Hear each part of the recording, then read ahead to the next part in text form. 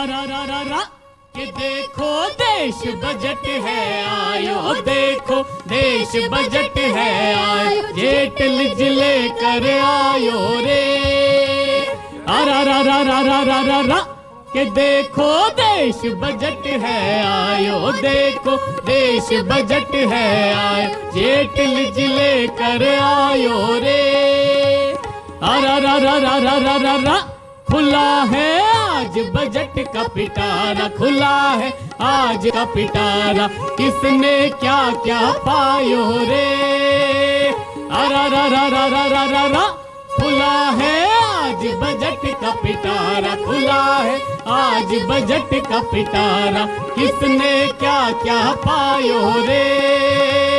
रा रा रा रा रा रा रा रा हो दिल्ली जयपुर पुणे पटना, दिल्ली जयपुर पुणे पटना, बजट ने रौल मचायो रे। रा रा रा रा रा रा रा रा कि दिल्ली जयपुर पुणे पटना, दिल्ली जयपुर पुणे पटना, बजट ने रौल मचायो रे।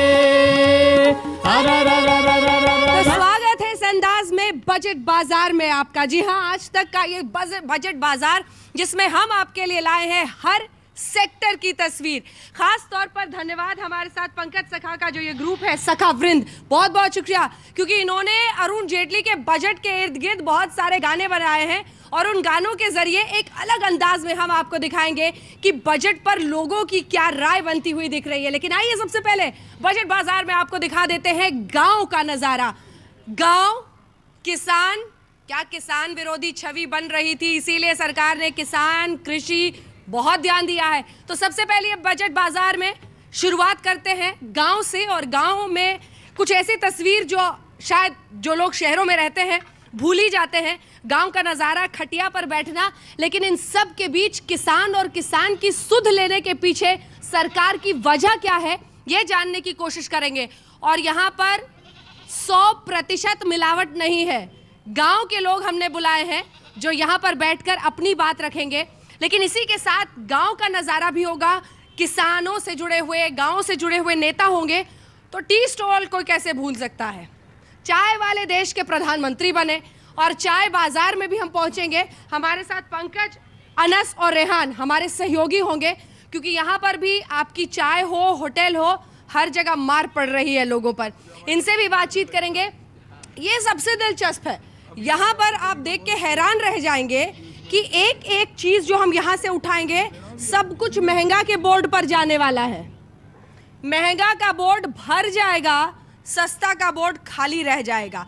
तो ये महंगा सस्ता का फेर कैसा है, इस पर हम बातचीत करेंगे। हमारे साथ आकाश जिंदल जी मौजूद रहेंगे इस पर बातचीत करने के लिए, और भी कई खास हमारे साथ मेहमान इस पर जुड़ेंगे। राहुल गुप्ता साहब जो कि डायरेक्टर है रेस पावर एक्सपर्ट्स के, वो हमारे साथ जुड़ेंगे। अब ये जो फ्लैगशिप है, मेक इन इंडिया का फ्लैगशिप, ये कहा सरकार ने कि डिजिटल इंडिया, स्टार्टअप इंडिया, कुछ ऐसी जगमगाहट चारों तरफ फैलाई जाए जिसकी रोशनी में क्या रोजगार का अंधेरा खत्म होगा इस देश के लिए। यह सबसे महत्वपूर्ण सवाल है जो इस देश के सामने खड़ा है, क्योंकि एक के बाद एक आंदोलन, चाहे जाट आरक्षण हो, पाटीदार आंदोलन हो, सब ये बता रहे हैं कि युवा रोजगार की कमी की वजह से परेशानियों से गुजर रहा है।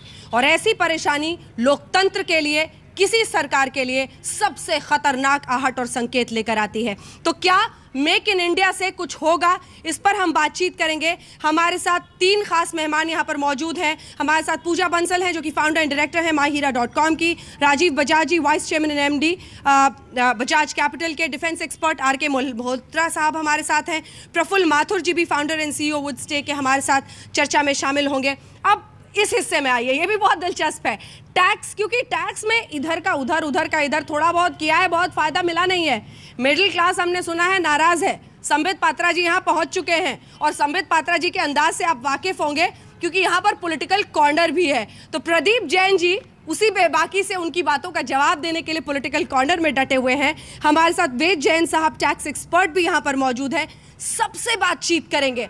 लेकिन इन सब के बीच उस बड़ी तस्वीर को समझने की कोशिश भी करेंगे कि क्या मिडिल क्लास जो नाराज हो रहा है उसके पीछे की वजह सही है। किसान को खुश करने में क्या सरकार ने वाकई कुछ ठोस कदम उठाए हैं। पहले बजट की ये रिपोर्ट देख लीजिए, फिर चर्चा की शुरुआत करेंगे। agriculture and farmers' welfare with a focus on doubling farmers' income in 5 years. 2. Rural sector with emphasis on rural employment and infrastructure. 3. Social sector including healthcare to cover all the under welfare and health services. 4. Educational skills and job creation to make India a knowledge-based and productive society.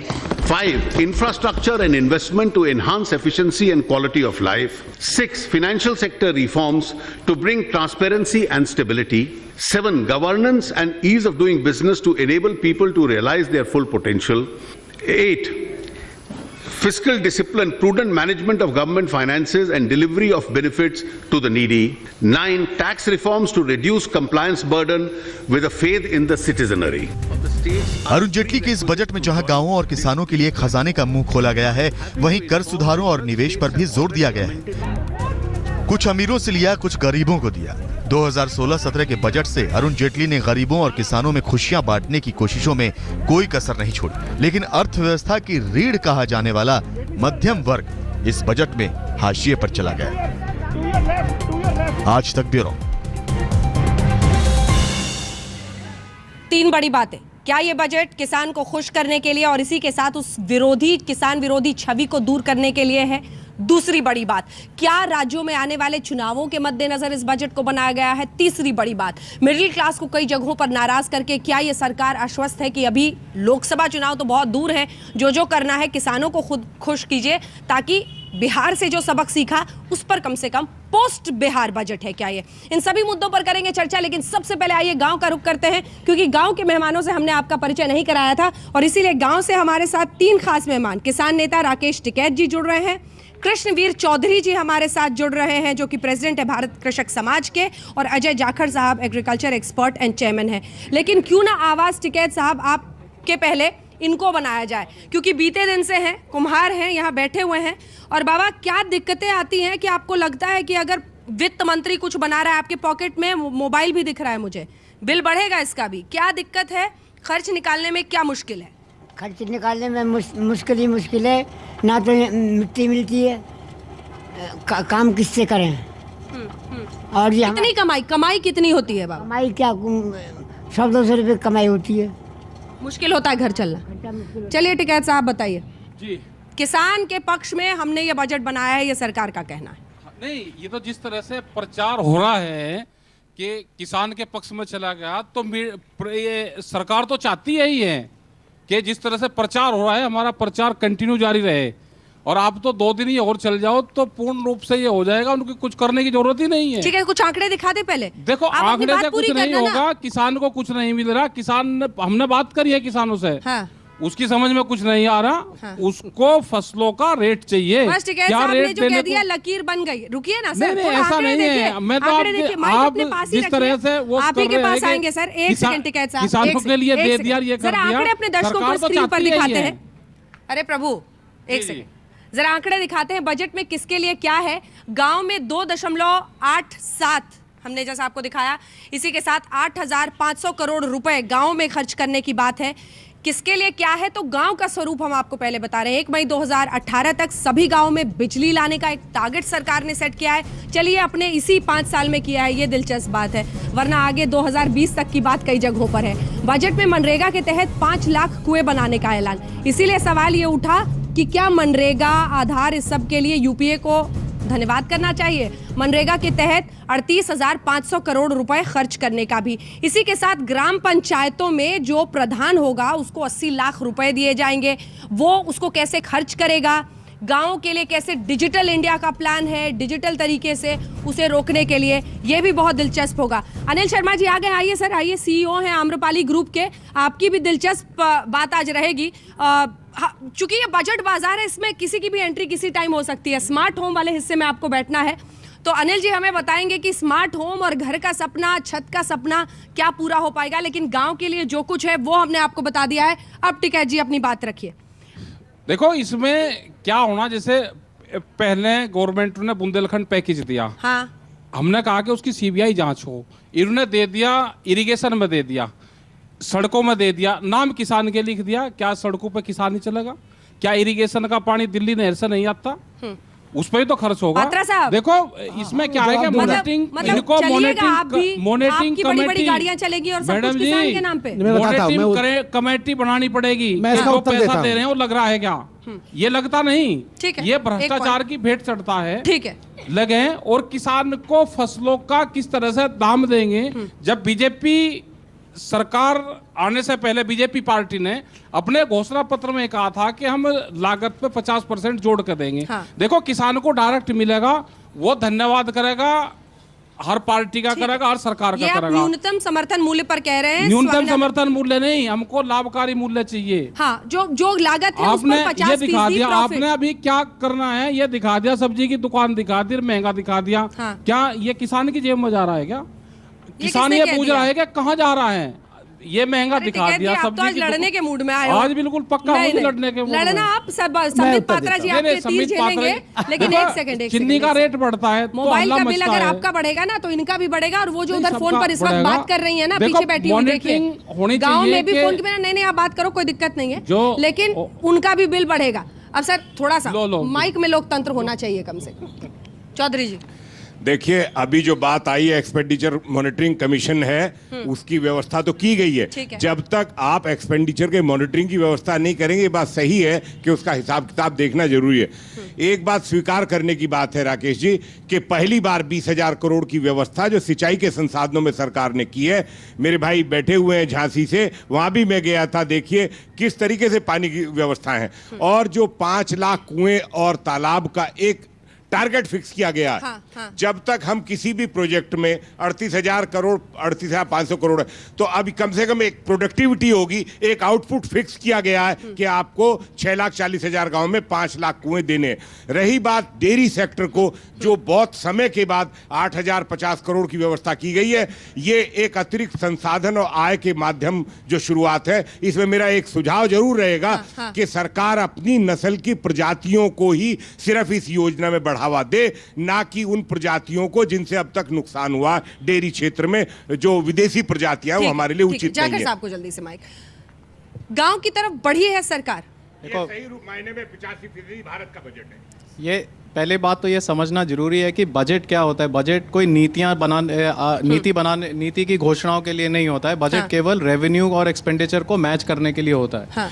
इस budget में 90% बढ़ाव है agriculture को, खेती को और सिंचाई को। हाँ। पर यह भी समझने की जरूरत है कि ये जो बजट का लोकेशन है ये पिछले साल होना चाहिए था, जब किसान का दुख इनको 1 साल बाद 2 साल बाद समझ आया है। और उन्होंने जो भी किया है, छवि बनी तो डर गए थोड़ा। तो डर गए। बिहार में घाटा खाया, गुजरात में घाटा खाया, तो उन्होंने किया, पर देर आए दुरुस्त आए। तो मैं कह रहा हूँ इस बार अलोकेशन है। चलिए ठीक है, बहुत दिलचस्प नहीं, है। 1 मिनट खत्म नहीं हुआ, 1 सेकंड ये और समझने की जरूरत है कि बजट से खेती पे या किसान की आमदन पे कोई असर नहीं पड़ता है। इसको ये जो भी चीज़ें हैं आज के दिन, बजट अनाउंसमेंट से इतना फ़र्क नहीं पड़ता है। जो सरकार की पॉलिसीज़ होती हैं, जो एग्जीक्यूटिव डिसीजन होते हैं, जो नॉर्मल काम में किए जाते हैं, उससे ज़्यादा असर पड़ता है। ठीक है, 1 सेकंड आइए आपको दिखा देते हैं किसानों को क्या कुछ मिला है, क्योंकि इसी तरीके से हम हर सेक्टर में दिखाना चाह रहे हैं कि किसको क्या मिलता हुआ दिखाई दे रहा है। ये देखना बहुत दिलचस्प है कि किसानों को खास तौर पर क्या मिल रहा है। हालांकि मेरे पीछे स्मार्ट होम लिखा है, लेकिन किसान के लिए पिटारे से क्या निकला है ये हम आपको दिखाते हैं। 2022 तक किसानों की आमदनी दोगुनी हो गई है, हो जाएगी, ये सरकार का मानना है। अब ये 22 पर कई लोग अटक गए कि 60 महीने मांगे थे पहले, अब 2022 की बात कर रहे हैं। बहरहाल 35,984 करोड़ रुपए किसानों के लिए देने की बात है। इसी के साथ एक के बाद एक हम आपको दिखा रहे हैं कि दालों का उत्पादन बढ़ाने के लिए, ये देखिए, ये सिर्फ किसान का नहीं है, ये उपभोक्ता का भी मामला है। दाल की बढ़ती कीमतों ने किस तरह से बजट किचन का बिल्कुल खराब कर दिया था, वो महत्वपूर्ण है। किसानों के लिए 15,000 करोड़ अलग से रखने की बात है। और इसी के साथ कृषि मंडी कानून बदलने का भी ऐलान सरकार ने किया है। तो कई ऐसे कदम उठाए गए हैं, लेकिन इन सब के बीच अब संबित पात्रा जी जवाब दीजिए। उनका कहना है कि सड़क पर चले सभी। अंजना जी, एक बात मैं और कहना चाहता हूँ। हाँ। चूंकि संबित पात्रा जी सरकार की तरफ से बैठे हैं, 2015 में हमारे प्रधानमंत्री जी पंजाब गए और पूरे देश के 85 करोड़ किसानों को एक सपना जगा कि उनको 5,000 रुपये पेंशन मिलेगी। 2 साल से प्राकृतिक विपदा आई, किसानों को एक उम्मीद जगी कि ये सरकार किसानों का कर्जा माफ करेगी। लेकिन जब ये बजट पेश हुआ, आप जिस 35,000 करोड़ की बात कर रही, ये 2005 में भी इतना ही आवंटित था। मनरेगा में इससे ज्यादा धनराशि, आज कितना दुर्भाग्यपूर्ण वहां से 10 साल आगे पहुंच गए वित्त मंत्री जी ने कहा कि पहली बार मनरेगा में इतनी धनराशि थी। 2010 में 40,000 करोड़ धनराशि मनरेगा में आवंटित की गई। आज जहां बिजली की बात कर रही, 2,32,000 गाँव में राजीव गांधी विद्युतीकरण पहले से ही पूर्ण थी। केवल 18,000 गांव बचे। और दूसरी सबसे महत्वपूर्ण बात कि आपको मैंडेट 2019 का मिला। सर अब जवाब सुन ले उनसे। नहीं मैं पूरी बात तो कहूं कि 2022 सबका जवाब उनको अकेले देना है। देंगे ना, सरकार बड़ा कम दिया होगा, सरकार वक्त की कमी है। 2022 तक का इनका जनादेश नहीं है कि ये 2022 में आज किसान को तत्कालिक मदद की आवश्यकता है, जिसका कोई प्रावधान इस बजट में नहीं है। ये किसानों के पक्ष का बजट नहीं है, जो टिकैत जी ने कहा। और उन्होंने कहा ये बिल्कुल भी एक कंफ्यूज बजट है। एक सेकंड संबित जी, आपको एक चॉइस देती हूँ। हाँ। आप पहले बोलना चाहेंगे या प्रधानमंत्री जी को सुनना चाहेंगे? नहीं, स्वाभाविक रूप से हर कोई प्रधानमंत्री सुन लेते हैं प्रधानमंत्री को। पहले सुन लेते हैं, क्योंकि उन्होंने सरकार की पीठ थपथपाई है, वित्त मंत्री की पीठ थपथपाई है। बजट के बारे में क्या कहा है पहले सुन लेते हैं, फिर संबित जी का जवाब। हमारे देश में गरीबों के नाम पर राजनीति बहुत हुई। आप यह जानकर के चौंक जाएंगे कि गरीब माँ अपने बच्चों का खाना बनाने के लिए जो चूल्हा जलाती है, उसके कारण उसके और उसके बच्चों के स्वास्थ्य पर गंभीर खतरा पैदा होता है। 5 करोड़ गरीब परिवार जो आज चूल्हा जलाते हैं, उन्हें धुएं से मुक्ति मिलेगी, गरीब के स्वास्थ्य को लाभ होगा और पर्यावरण की भी सुरक्षा होगी। इनकम टैक्स डिपार्टमेंट की जो जटिल प्रक्रियाओं से सामान्य नागरिक को गुजरना पड़ता है, उसे उसको मुक्ति मिलनी चाहिए। व्यापारियों और प्रोफेशनल्स को जो तकलीफ हो रही है, उसे हमें मुक्ति दिलानी है। इस बजट में सामान्य आय वाले इस वर्ग को टर्नओवर पर प्रिजम्पटिव टैक्स भरने से इन प्रक्रियाओं से मुक्ति मिल जाएगी। किसानों की आय को दुगुना करने की दिशा में इस बजट में कई अहम कदम उठाए गए हैं। उनमें से एक महत्वपूर्ण कदम है प्रधानमंत्री कृषि सिंचाई योजना, जिसके तहत निवेश में अभूतपूर्व बढ़ोतरी की गई है। 2019 तक देश के हर गांव को सड़क से जोड़ने का एक बहुत बड़ा अहम संकल्प है। 2018 तक हर गांव में बिजली की सुविधा देने की व्यवस्था की इस बजट में स्पष्ट रूप से है। प्रधानमंत्री जी ने तो खूब पीठ थपथपा दी, लेकिन अब बारी संबित पात्रा जी की है। संबित जी, सबके सवालों का जवाब। सड़क पर चले आप, आपकी मर्सिडीज, और किसान के सिर पर आप डाल दें। इसके बाद जो एक एक करके तमाम सवाल आए हैं, प्रदीप जैन के जवाब दीजिए। पहली बात है कि जो सच होता है उसको किसी प्रकार के सर्टिफिकेट की आवश्यकता नहीं होती है। प्रदीप जी, मैं याद दिलाऊं, आज से लगभग 3.5-4 साल पहले कांग्रेस की सरकार ने सुप्रीम कोर्ट में ही एक हलफनामा एफिडेविट दाखिल किया और माना कि इंडिपेंडेंस के बाद 50% जो सड़कें बनी हैं वो अटल बिहारी वाजपेयी जी के युग में ही बना है। ये एक रिटन डॉक्यूमेंट है। तो स्वाभाविक रूप से जब भी हमारी सरकार भाजपा की रही है, सड़कों पर एक बहुत बड़ा प्रबल भार रहा है और हमने वो डिलीवर किया है। दूसरी बात, हाँ, सड़क पे मर्सिडीज जरूर चलती है, मगर हम अर्बन सड़क की बात नहीं कर रहे हैं। जब हम ग्रामीण सड़क पर 8,000 रुपए कांग्रेस की सरकार ने लगाया था, 16,000 करोड़ रुपए हमने लगाया है, तो स्वाभाविक रूप से उस सड़क से सबसे बड़ा बेनिफिट क्या होगा? आपका जो मैन्युफैक्चर है, जो एग्रीकल्चरल प्रोडक्ट है, जो सब मंडी तक आते आते सड़ जाता है, वो कम से कम टाइम से पहुंचेगा और उसका बेनिफिट किसको मिलेगा? आपको ही मिलेगा, गरीब किसान को मिलेगा। दूसरी बड़ी बात है, आप देखिए सिंचाई आज जो कहा गया, अरुण जेटली जी ने कहा डबल हो जाएगा। जितनी भूमि सिंचाई होती थी वो हम डबल करेंगे। स्वाभाविक रूप से पर ड्रॉप मोर क्रॉप, उसके आधार पर चले तो पानी भी बचेगा और उपज भी ज्यादा होगा, तो डबल तो होगा ही इनकम। तीसरी बड़ी बात आप लेके चलिए, बीमा योजना के माध्यम से जिस प्रकार से प्रधानमंत्री जी ने प्रोटेक्शन देने की कोशिश की है पूरे फार्मर कम्युनिटी को, यह भी अपने आप में एक ऐतिहासिक विषय रहा है। सबसे बड़ा विषय जो हम यहाँ भूल रहे हैं, प्रोडक्शन केवल हल चला के वहां पे उपज करने से नहीं होता है, स्वस्थ रहने से होता है। 1/3 जनता को जो बीपीएल लेवल से नीचे हैं गांव के लोग, उनको हेल्थ 1 लाख तक प्रति परिवार को जो हेल्थ कवर मिला है, ये मुझे लगता है सबसे बड़ा अचीवमेंट है, जिसको कहीं ना कहीं हम यहाँ हाईलाइट नहीं कर रहे हैं। हाईलाइट करने की आवश्यकता है। एक सवाल मैं पूछ लूं, प्लीज। न्यूनतम समर्थन मूल्य पर मौन क्यों? बिल्कुल मौन नहीं है, आपने बिल्कुल मौन नहीं है। आपकी सरकार ने सुप्रीम कोर्ट में एफिडेविट में दिया कि 50% का प्रॉफिट लागत के ऊपर डालकर हम नहीं दे सकते हैं न्यूनतम समर्थन मूल्य। आप दूसरी तरफ बाहर आकर कहते हैं कि हम प्रतिबद्ध हैं, हम देंगे।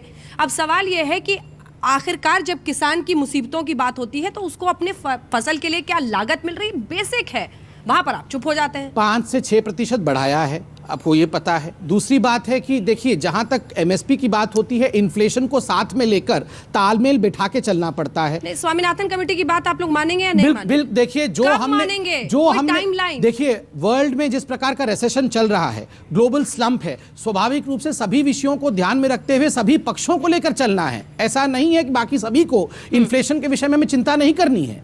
ठीक है। अच्छा, 5,000 रुपए जो पेंशन है, वो पेंशन कब मिलेगी? आपके प्रधानमंत्री जी ने पंजाब में बोला और बोला कि हर किसान को हेडलाइन टीवी पे, जी को नहीं पता है लगता है। नहीं, जनधन के लिए जो ओवरड्राफ्ट है वो तो मिल रहा है। नहीं, किसने कहा कि ओवरड्राफ्ट नहीं मिल रहा है? किसानों को मैं संबित जी बात को सीधा, चूंकि आपसे सीधा जवाब चाहता हूं, या तो प्रधानमंत्री जी ने झूठ बोला या आप उस बात को स्वीकार नहीं रह गए। आप लोग बोलते पहले हैं और सोचते बाद में। बिल्कुल नहीं। जिस प्रकार का आज का बजट है, बिल्कुल एग्रीकल्चर ओरिएंटेड बजट है। 35,000 करोड़ से अधिक, लगभग 36,000 करोड़ रुपया एग्रीकल्चर के लिए रखा गया है। 2005 में भी दिया। ठीक है, एक सेकंड आप दोनों को मैं रोक रही हूँ क्योंकि मनीष तिवारी जी हमारे साथ पूर्व मंत्री और प्रवक्ता कांग्रेस पार्टी के जुड़ गए हैं। सबसे पहले मनीष तिवारी जी, चाहे प्रधानमंत्री हो, अमित शाह जी हो, खूब पीठ थपथपा रहे हैं कि हमने किसानों की, गरीबों की सुध लेते हुए बजट बनाया है और महंगाई पर भी हम लगाम। सबसे पहले आपके कमेंट्स इस पर और आपका असेसमेंट इस बजट पर।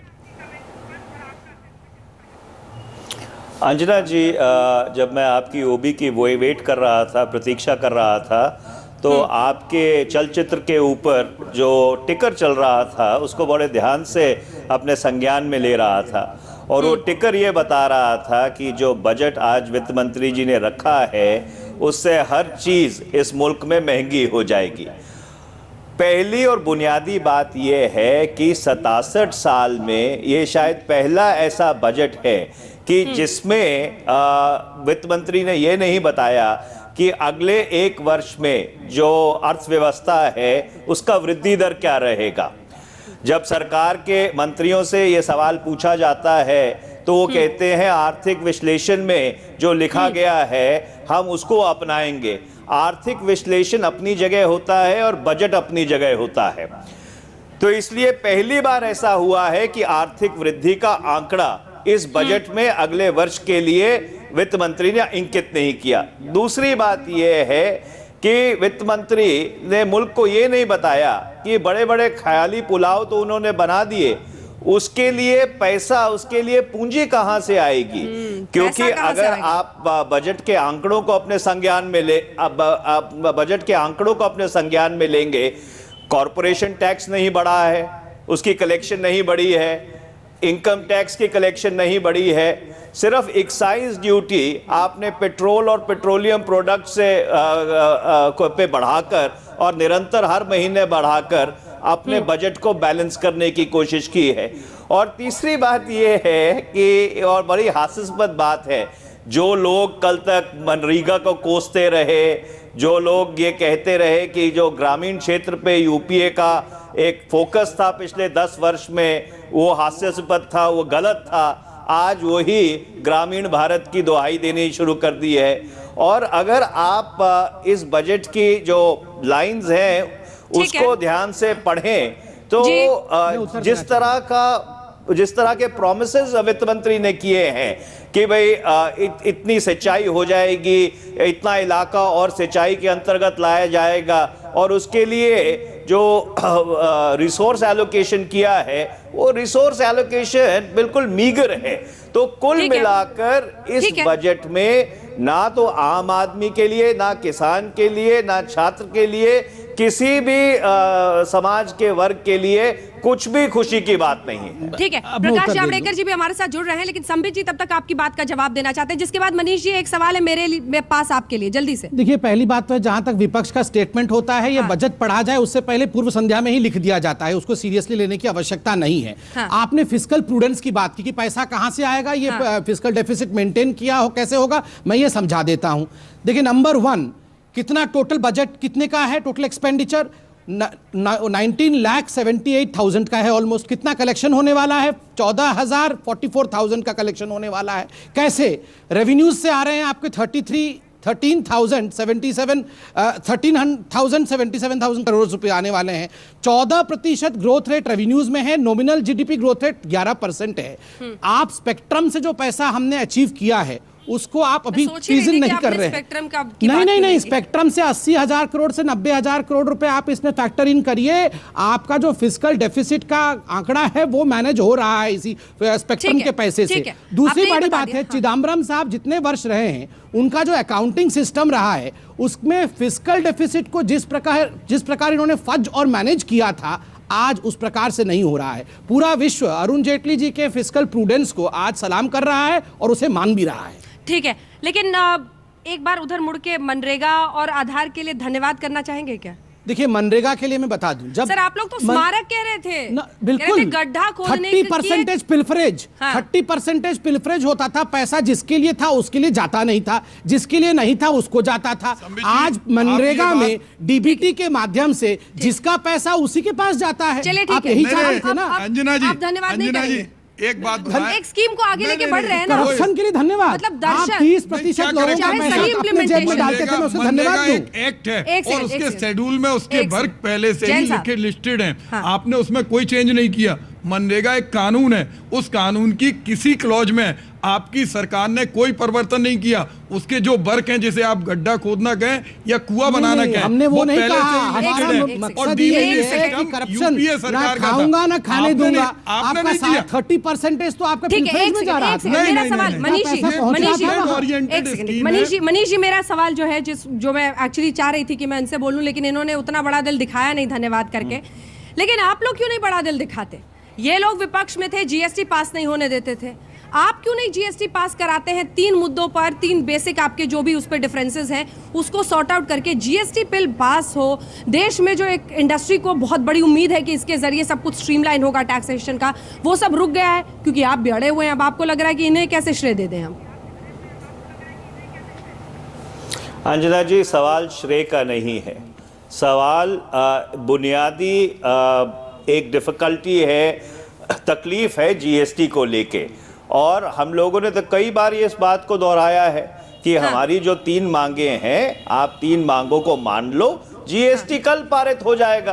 तो अगर कोई ढील है तो ढील सरकार की तरफ से है, विपक्ष की तरफ से थोड़ी है। ये उत्तरदायित्व तो सरकार का बनता है कि किस तरह से जीएसटी को पारित कराया जाए। और मुझे तो इस बात पे हंसी आती है कि जो लोग 2010 से लेकर 2014 तक गुड्स और सर्विसेज टैक्स को एक्सट्रेनियस कारणों से रोकते रहे, आज वो जीएसटी को अपना सबसे बड़ा खुदा मान बैठे हैं। तो पहले तो इनको मुल्क से माफी मांगनी चाहिए। क्या 2010 से लेकर 2014 तक इस देश की अर्थव्यवस्था इनके लिए सुचारू नहीं थी?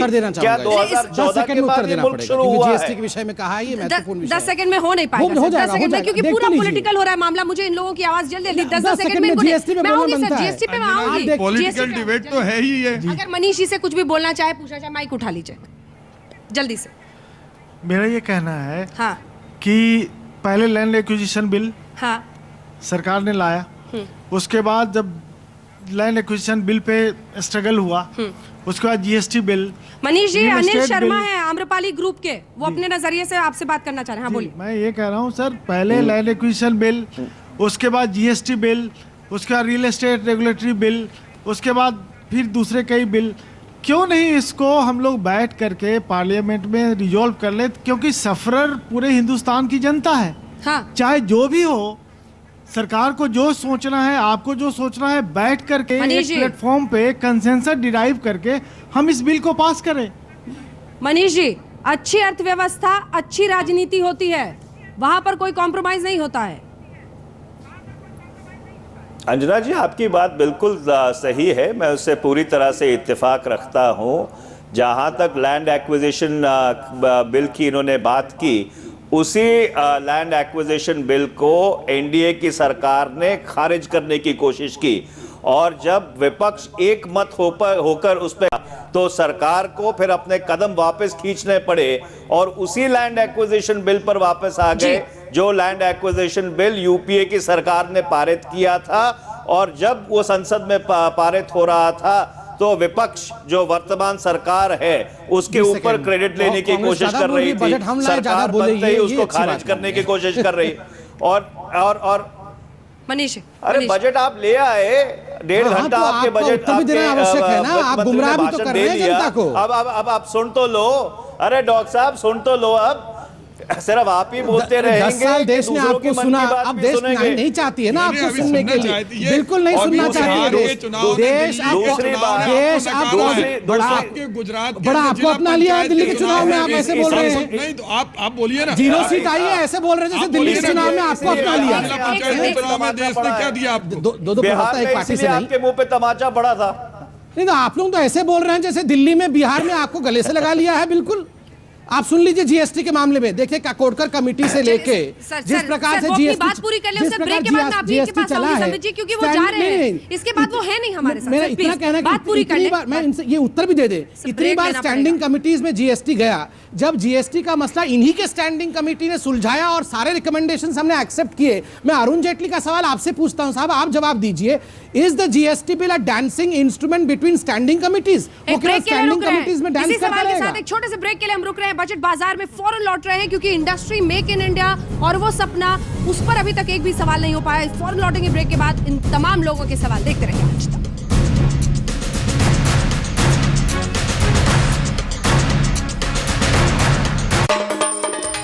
हरियाणे का जाट बजट ये समझना आवे मन में, और खेती करने वाले हैं हम, खेती करना जाने, खेती करने वाले हैं हम, खेती करना जाने। मौसम मारे डर लागे से खेती करने जावे, मौसम मारे डर लागे जब खेती करने जावे। अरे महंगाई तो हुई है इतनी, रोटी कैसे खावे, महंगाई तो हुई है इतनी, रोटी कैसे खावे। अरे कोई तो हमको राह दिखाओ, हो कोई तो हमको राह दिखाओ, कीमत मिल जा मन में। अरे खेती करने वाले हैं हम, खेती करना जाने, खेती करने वाले हैं हम, खेती करना जाने। खेती, महंगाई और रोटी के बीच अटका एक देश, और उस देश में बजट के पेश होने के बाद अब लोगों की क्या राय है, मेक इन इंडिया का सपना कितना करीब हुआ है? मुझे पता है जिस तरह के आरोप लगे हैं संबित पात्रा जी चाहते हैं उसका जवाब दे, लेकिन उससे पहले मेक इन इंडिया, क्योंकि रोजगार नहीं होने की वजह से शायद सबसे बड़ी मुसीबत का सामना ये देश कर रहा है, सबसे बड़ी चुनौती उसके सामने खड़ी है। और इसीलिए जो 3 मेहमान मेरे साथ यहाँ पर मौजूद हैं, पूजा बंसल मैं आपसे शुरुआत करना चाहती हूँ, माइक उठाइए, उसके बाद बजाज जी बोलेंगे, असौ बोलेंगे। कितने करीब पहुंचे हम उस सपने से, और कुछ कंपनीज को इसलिए रियायत देना जिससे रोजगार अगर वो बढ़ाते हैं तो उनको रियायत मिलेगी, इस सब से क्या रोजगार बढ़ेगा इस देश में? एक्चुअली रोज़गार तो बढ़ ही रहा है हमारे से, डेफिनेटली। तो हमारे कंसर्न में अभी तक जो बजट में हमने एक्सपेक्ट किया था, अभी एग्जैक्टली जो उन्होंने उस टाइम पे इंट्रोड्यूस किया था वहाँ पे उन्होंने उसको इम्प्लीमेंट कर दिया, मोदी जी ने, बट हमारे एंजल इन्वेस्टर्स और हमारे इन्वेस्टर्स के प्रति कुछ भी नहीं बोला गया। ठीक है, ये बहुत दिलचस्प है, क्योंकि स्टार्टअप का दारोमदार इस सब पर बहुत टिका हुआ है, स्टार्टअप को जिस तरह से डिफाइन किया गया। लेकिन उससे पहले आपको ये रिपोर्ट दिखा देते हैं अपनी, जिससे आप मोटे तौर पर समझ जाएंगे कि क्या कुछ इस क्षेत्र में हो रहा है, फिर सवालों का सिलसिला शुरू करेंगे। करेंगे, देखिए। घरेलू मोर्चे पर कमजोर मानसून से नुकसान का जिक्र करते हुए बजट में किसानों के लिए सौगातों की झड़ी लग गई। इस बार टैक्स स्लैब में कोई बदलाव नहीं हुआ तो 5 करोड़ से कम की कंपनियों पर 29% कॉर्पोरेट टैक्स लगाया गया। सर्विस टैक्स को बढ़ाकर 14.5 से 15% कर दिया गया। 50 लाख से कम कीमत का घर खरीदने पर 50,000 रुपए की छूट का ऐलान किया गया। लक्ष्य गांव, गरीब और किसानों का था, तो अमीरों की इनकम पर सरचार्ज बढ़ा दिया गया। सोना और लग्जरी कारों से लेकर सिगरेट गुटखा महंगा हो गया। आज तक ब्यूरो। महंगाई की तो हालत ऐसी है कि आइए आपको दिखाते हैं। यहाँ पर मेरे पास एक टोकरी है और हमने प्रतीकात्मक रूप से इसमें छोटी छोटी चीज़ें रखी हैं जो महंगी होंगी। ये देखिए, सबसे पहले तो वहीं से शुरुआत करते हैं जहाँ पर ये देखिए सबसे ज़्यादा जो महिलाएं दुखी होंगी। ये देखिए, गहने महंगे होने वाले हैं, फ्रिज महंगा। एक बोर्ड उधर सस्ते का भी इंतजार कर रहा है, लेकिन वहां तक मैं पहुंच ही नहीं पाऊंगी क्योंकि कोई भी चीज ऐसी छोड़ी नहीं है। एसयूवी पर 4%, छोटी कारों पर भी बढ़ाया गया है टैक्स और इसी के साथ अन्य कारों पर भी। ये देखिए, टीवी खरीद लीजिए, मोबाइल बिल, कुछ भी जो भी चीज़ें हैं इस टोकरी में, जितनी चीज़ें हमने रखी थी कि आधे आधे में बांटेंगे। खाना, होटल में खाना, आप सोचिए उसके लिए भी आपको इंतज़ार करना होगा, प्लानिंग करनी होगी। और जो लोग हर फिक्र को धुएं में उड़ाते थे उनकी भी परेशानी बढ़ रही है क्योंकि यहाँ पर उसमें भी इजाफा हुआ है। एसी हो, मोबाइल बिल हो, फ्रिज हो, ये कार्स पर भी हमने आपको दिखा दिया है। तो लगभग दवाइयाँ भी कई सारी ऐसी हैं, जूता भी है। अब इन सब के बिना तो अमीर गरीब हर किसी का काम नहीं चलने वाला है। टीवी है, सबकी कीमतें बढ़ रही हैं और दूसरी तरफ सस्ता बोर्ड बस इंतजार ही कर रहा है। तो इसीलिए जिंदल साहब, जल्दी से एक रिएक्शन आपसे इस पर कि आम आदमी अब इस वजह से बहुत परेशान होगा जब मिडिल क्लास होगा। जी, मैं इस देश का हैरान, परेशान और आज गुमनाम मिडिल क्लास हूँ। कल तक मुझे अपने ऊपर नाच था। कहाँ टीवी पे आता है? जी जी जी, गुमनाम हूँ। कल तक मुझे अपने ऊपर नाच था। हाँ। जब अमेरिका से पैसा लेना होता था तब मेरा नाम लिया जाता था। हमारे पास मिडिल क्लास है जो कंजम्पशन करती है, गाड़ी खरीदती है, बच्चे बर्गर खाते हैं, मेरे सॉफ्ट ड्रिंक पीते हैं। आज क्या हुआ, मेरा इनकम टैक्स जो है वो कम नहीं हुआ। सर्विस टैक्स बढ़ गया, शेयर मार्केट पे टैक्स बढ़ गया। ये शर्ट मेरी जो है ये महंगी हो गई। बीवी को नई गाड़ी लेके देनी थी, अब पता नहीं क्या हाल करेगी। सबसे परेशान तो ये चाय दुकान पे लोग हैं। मैं 10 सेकंड और लूंगा, 10 सेकंड और लूंगा। बीजेपी मेरी प्यारी पार्टी थी, मेरी प्यारी पार्टी अब भी है, लेकिन अच्छा सिला दिया तूने मेरे प्यार का। अब लीजिए, आपको प्यार का क्या सिला मिला? मंजिल न दे, चिराग न दे, हौसला तो दे, लेकिन सबसे पहले हौसले पे ही चोट हो जाती है। सरकार किसी की हो, सर्विस टैक्स बढ़ा देते हैं। एक शब्द होता है कि सर्विस टैक्स बढ़ गया, लेकिन उसके पीछे एक चीज़ जो सुबह की शुरुआत होती है और शाम तक हर चीज़ है जो महंगी होती चली जाती है। हाँ, मतलब लगातार ये लग रहा है कि जिस तरह से किसानों के लिए मदद की बात की तो वो भी जाहिर तौर पे कुछ नज़र नहीं आ रहा है। और जो भी इम्पैक्ट है वो ये है कि बजट पे बहुत ज़्यादा असर पड़ेगा। एक जो ढकी छुई बात लग रही कि 500 करोड़ रुपए दाल की उस पर दे दिया पैदावार पे, तो लग रहा है शायद कहीं राहत मिडिल क्लास को हो जरिए था। नहीं, मुझे तो ये लगता है सर्विस टैक्स 0.5% बढ़ाया है, मतलब है तो हाफ फ्रैक्शन, लेकिन उससे कितनी ज़्यादा परेशानी होगी। हर सर्विस जो हम लेते हैं वो महंगी हो जाएगी।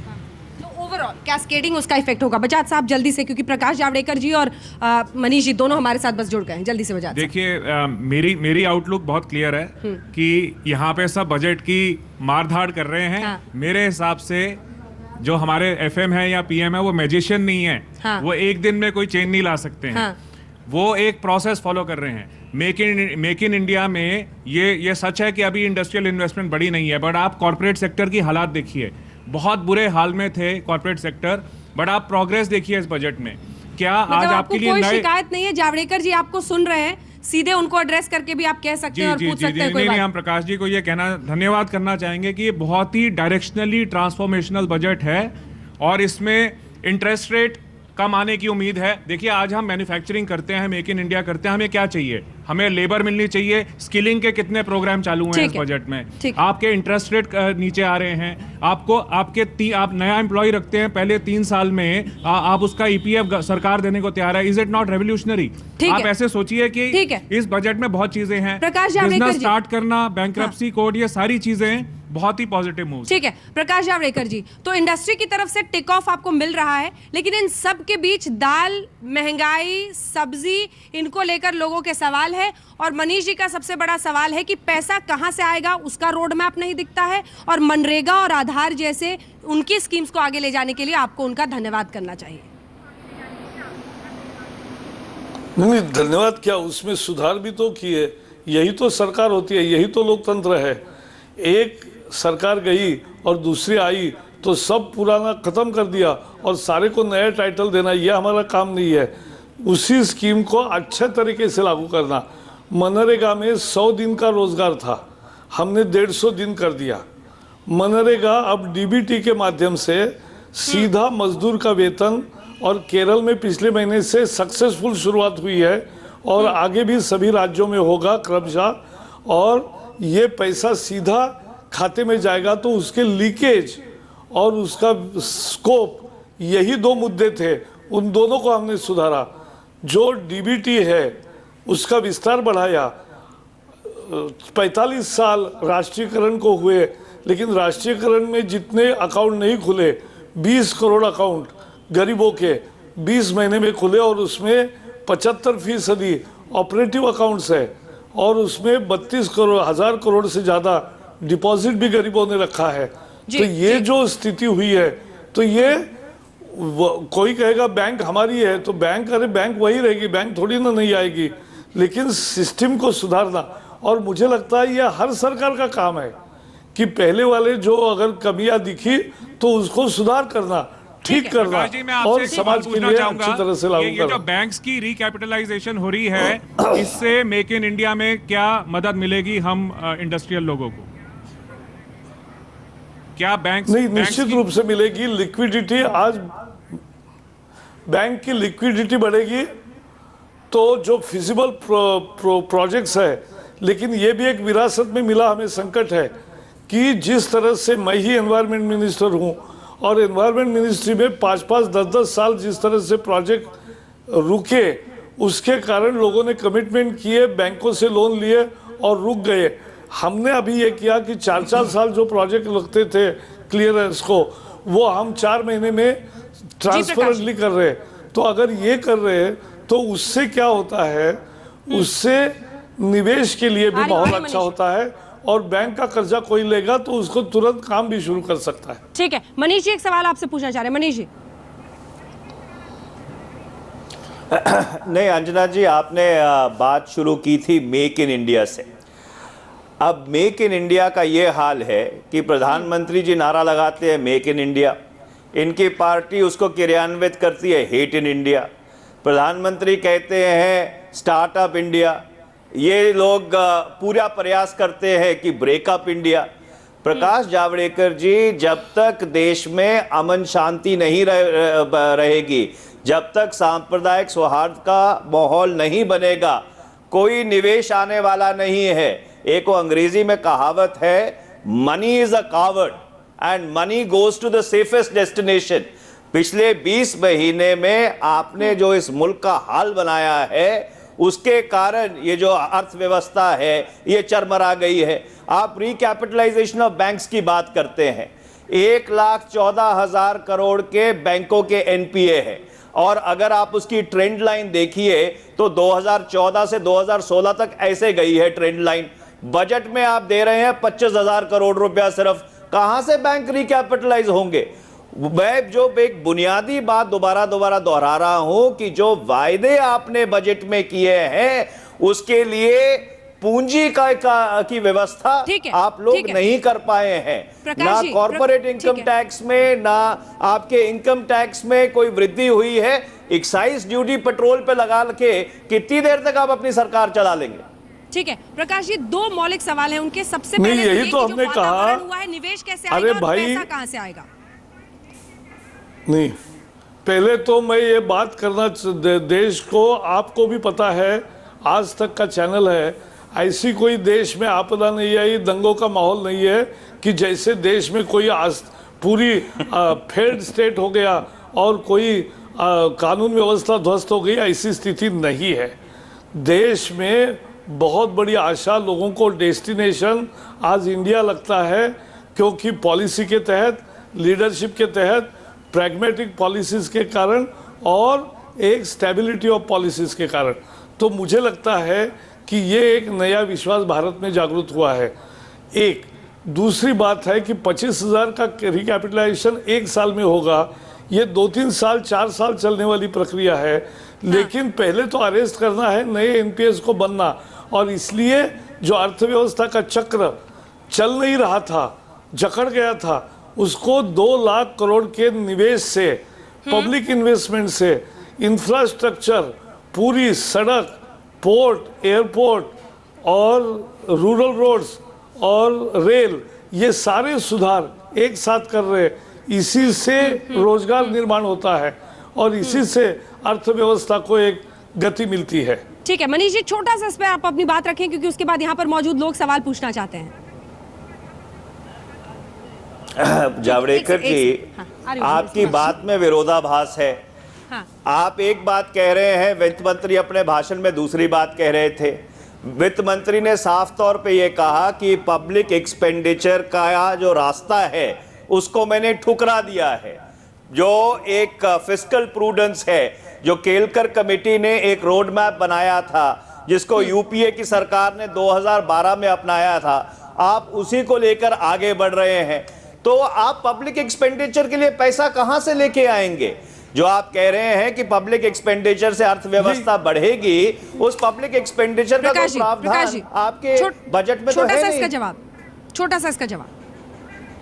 ये पूरा इंफ्रास्ट्रक्चर का डेवलपमेंट, ये पब्लिक इन्वेस्टमेंट है और मेजर पब्लिक इन्वेस्टमेंट है।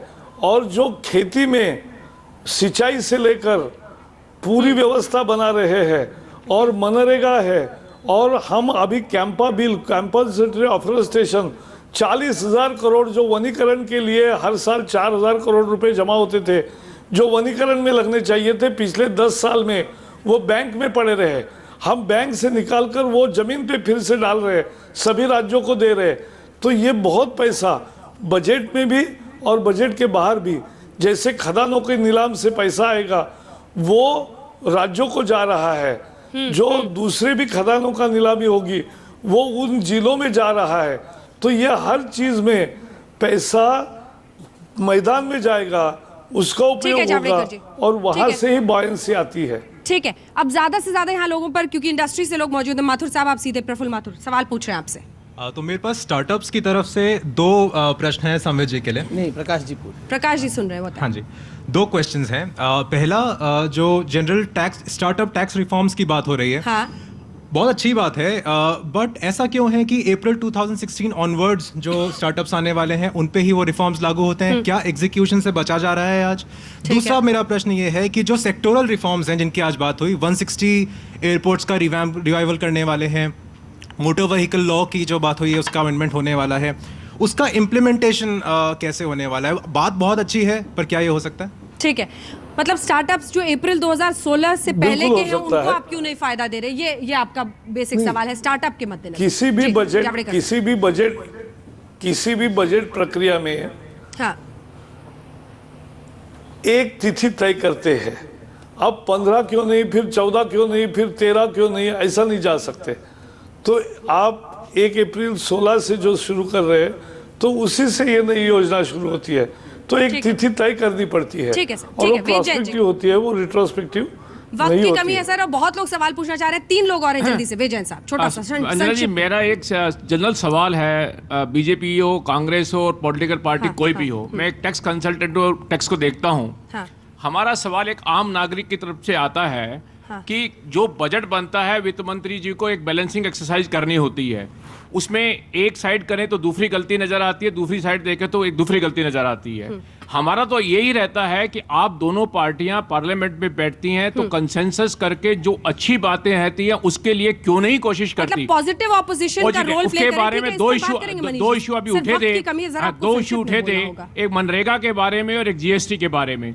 आप मनरेगा अगर बीजेपी आज की डेट में सरकार ने स्वीकार कर ली है तो आपकी सरकार और कांग्रेस जीएसटी को स्वीकार कर ले हाँ, कि मतलब जिस दोनों फॉर्म में बड़ा ला दिन रही है दिखाएं। तो इसको पास कर दे। आप दोनों मानते हैं कि दोनों स्कीमें अच्छी ठीक हैं, है। आप दोनों कहते हैं देश के हित इस में पर मनीष जी से है। बात आप हो ही ने गई कहा है। था कि आपके कॉन्स्टिट्यूशन बिल में भी नहीं था कि ये 18% का प्रोविजन होगा, आप उस पर अटके हुए हैं। हाँ। तो आप दोनों करिए और देश की भलाई के लिए जो बजट अच्छा बनता है आप दोनों मिलकर करिए, ताकि मनीष देश जी। तरक्की करे, इकोनॉमी तरक्की करे और आम मनीष जी। नागरिक को सबको राहत मिले। ठीक है मनीष जी, यही सवाल इधर अनिल शर्मा जी की भी तरफ से मैं चाहती हूँ कि आप दोनों का एक साथ जवाब दीजिए। मैं एक सवाल और कर रहा हूँ शर्मा साहब, जावड़ेकर साहब से। जावड़ेकर जी से, ठीक है सर, आपकी जो पॉलिसी है और आप हमारे देश की जो मॉनेटरी पॉलिसी है, दोनों मैच क्यों नहीं करती है? आप पिछले 2 साल में देखिए, जब से सरकार आई है तब से जो हम लोग कह रहे हैं कि बैंक की हालत ख़राब है, एक्चुअली बैंक की हालत ख़राब नहीं है। बैंकों की स्थिति, फिस्कल कंडीशंस बहुत अच्छा है, क्योंकि आज़ादी के बाद कोई भी हमारा फाइनेंशियल इंस्टीट्यूशन कभी बैडली परफॉर्म नहीं किया है। आज जो हम लोग सुन रहे हैं कि एनपीएज पहले 6 महीने का था, अब आपने 3 महीने का कर दिया। उसके बाद SMA 1, SMA 2, उसके बाद मैं ये पूछना चाह रहा हूँ कि रीस्ट्रक्चरिंग बंद हो गई, तो ये तो 2 साल में जो आया है उसके कारण बैंक की स्थिति खराब दिख रही है। मुझे नहीं लगता अगर आप बैंक को 6 महीने एनपीए कर दें तो आपका 90% सारे लोन गुड हो जाएंगे, बैड होने का तो कोई सवाल ही नहीं उठता है। चलिए, ठीक तो है, ये कॉम्पेटेबिलिटी तो होनी चाहिए सर। जावड़ेकर जी। अंजना जी, मैं एक बात जैन साहब को जवाब दे दें। एक बात पूछना चाहता हूं कि जो आपने, जब आप सत्ता में नहीं थे, आप हर जगह एफडीआई का विरोध कर रहे थे। आज फूड प्रोसेसिंग में 100% एफडीआई और एग्रीकल्चर सेक्टर में रिटेल में किया था। नहीं, डिटेल में आज आपने उसको किया। आज गांव के किसान का, गरीब का उत्पादन, ठीक है, उसमें आप ठीक है। विदेशी ताकतों ठीक है। को 100% ला रहे हैं। ठीक है, नहीं, आपका सवाल स्वदेशी सही है। मंच था, सवाल ये सही है। कौन सा आपका चेहरा है? ठीक है, जैन साहब का ये सवाल है जावड़ेकर जी, दोनों ही सवालों पर, एक तो बैंक पे और फिर इनका कहना है कि फूड प्रोसेसिंग में जो दोनों आपने सवालों एफडीआई का में एक वाक्य में, हाँ एक वाक्य में। ठीक है, देखो, हमने कभी एफडीआई का विरोध नहीं किया।